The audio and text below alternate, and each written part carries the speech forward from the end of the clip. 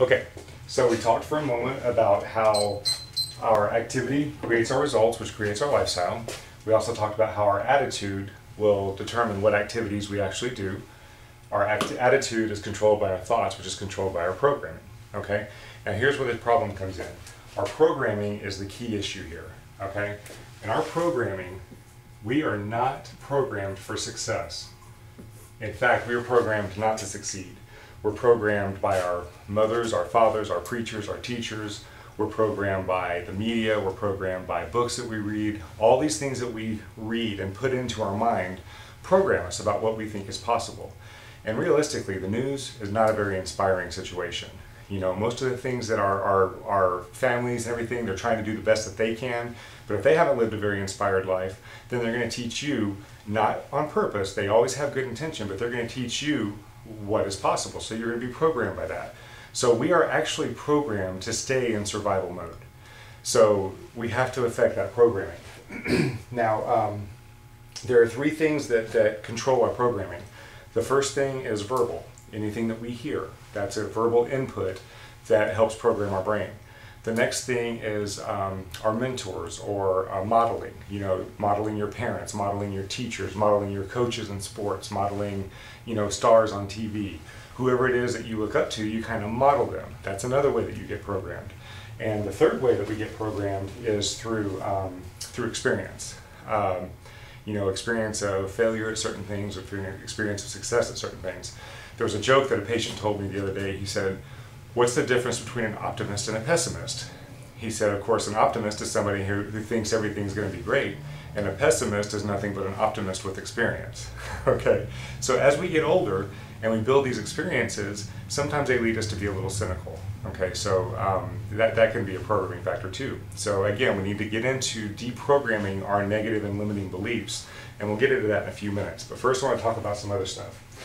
All right, so what is the most critical part of achieving success at whatever our goal is? And again, we're using the example of a home-based business.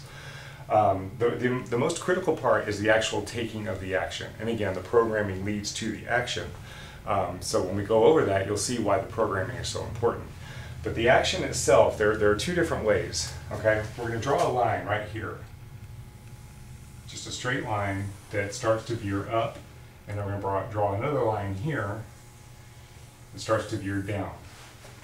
Okay, you got that? So this line is going to represent our activities. Okay, whenever the fastest path to success is a few small principles or actions that are carried out each and every day. In other words, the path to success is discipline. Okay? The surest path to failure is a few errors carried out each and every day, a few errors in judgment. So we'll put this down here and we'll say errors. Okay?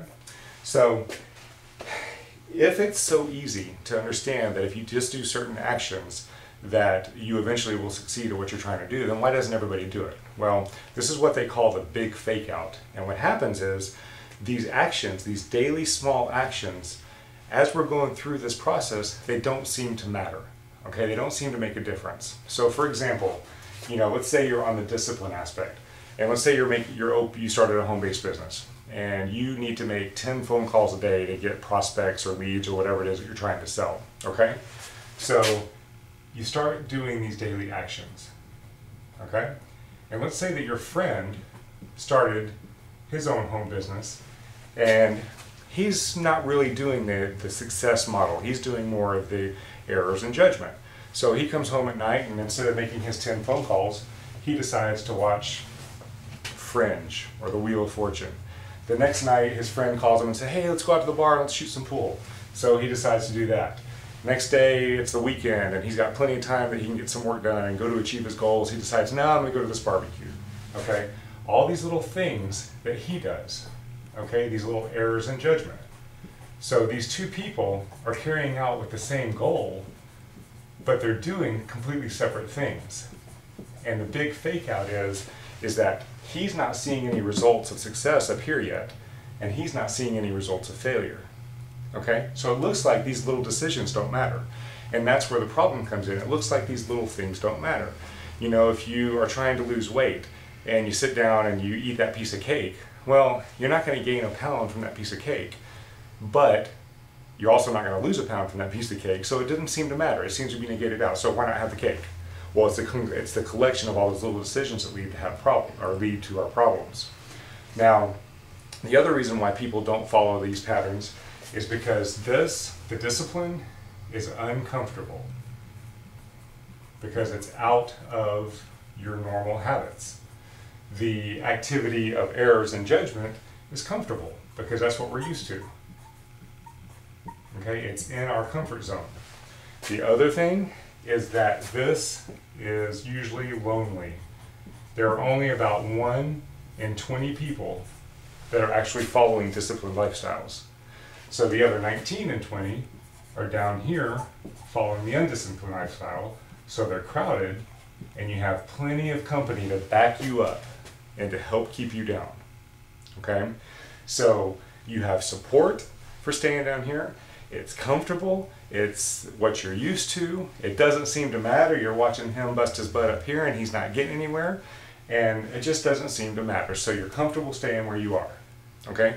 But there's something that happens, and it's very, very critical. And I've noticed as I've watched through these things, and as I've lived through a business life, and I've lived through other different things, I've noticed that this is universally true. And I'm going to go over this in just 1 second when I get back to the video.